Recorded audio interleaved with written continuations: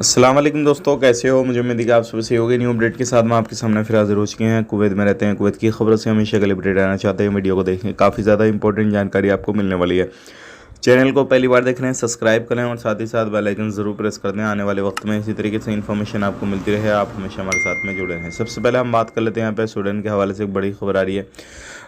ईद वाले दिन कुरान शरीफ को जलाने का जो मामला सामने आया है, उसके बाद में जितनी भी अरबी कंट्रियां हैं वो सामने आ चुकी हैं और काफ़ी ज़्यादा विरोध कर रही हैं। और जो भी सामान स्वीडन वगैरह का चलता है, सभी जमैया सुपरमार्केट वगैरह से ये हटाया जा रहा है, इसका सामान का बाइकआउट किया जा रहा है। और भी जो है इस तरीके से जो अलग अलग कंट्रियां हैं इसके सामने आ रही हैं, सारी चीज़ें हो रही हैं। तो इसके बारे में आपका क्या कहना है, क्या नहीं कहना है, कमेंट बॉक्स में ज़रूर बताइएगा। लेकिन ये इस तरीके से कहीं किसी देश में परमिशन देना, किसी बंदे को इस तरीके से और इजाज़त देना, ये बहुत ही बड़ा मामला है।